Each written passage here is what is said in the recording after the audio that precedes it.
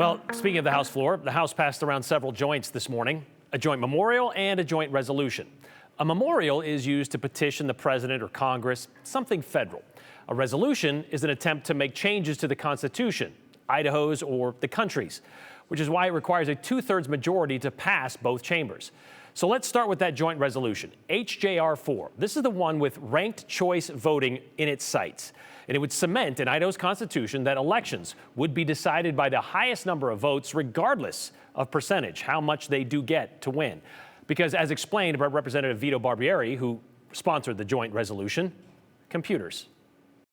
If we begin to rely on computer logarithms for discerning the outcome of a vote, we have lost it.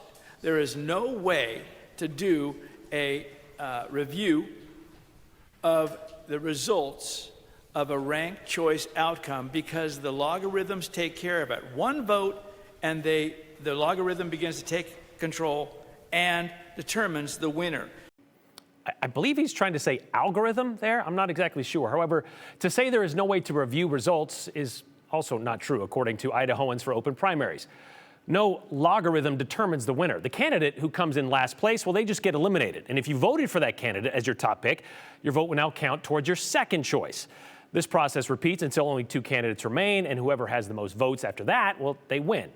Representative Barbieri may have been disappointed to learn percentages do matter because that joint resolution died on the House floor after failing to get the 2/3 majority it needed to pass. Missed it by 5 votes. The other joint, a memorial, to do several things. House Joint Memorial 11 would implore Congress to tighten security at our country's southern border with Mexico, improve immigration, the process to get in, and also to impeach President Joe Biden for failing to do either of those things. But doing the former is only dependent on the latter. And the bill's sponsor, that'd be Republican Representative Dale Hawkins, he presented a new memorial after ditching the phrase, quote, thirst for cheap immigrant labor, end quote, when talking about how that has brought in drugs and human trafficking to Idaho. So removing, quote, thirst for didn't change the fact there is a need for such labor in Idaho. Every day we get up in this room and like you, I pledge allegiance to the republic for which this flag stands for. We are on the verge of losing that republic. We are being invaded by people that we don't know. Not only we don't know them, we don't even know where they're coming from. And the biggest problem with pursuing the border, all in, talk trash, the border, yada, yada, we haven't addressed the need for year-round visas for people to come in and do work. It may come as a shock to you, but most people don't raise their kids to milk cows. I'm sorry.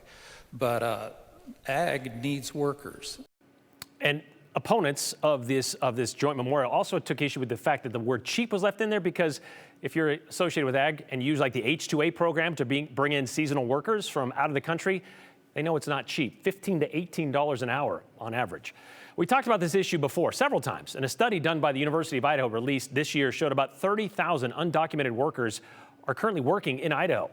Many of them in agriculture, but most in other jobs like construction or service jobs like in restaurants. This joint memorial didn't touch that, and now it really won't touch anything, including any desk in Congress, as HGM 11 failed to pass the House with a tie vote of 34 to 34.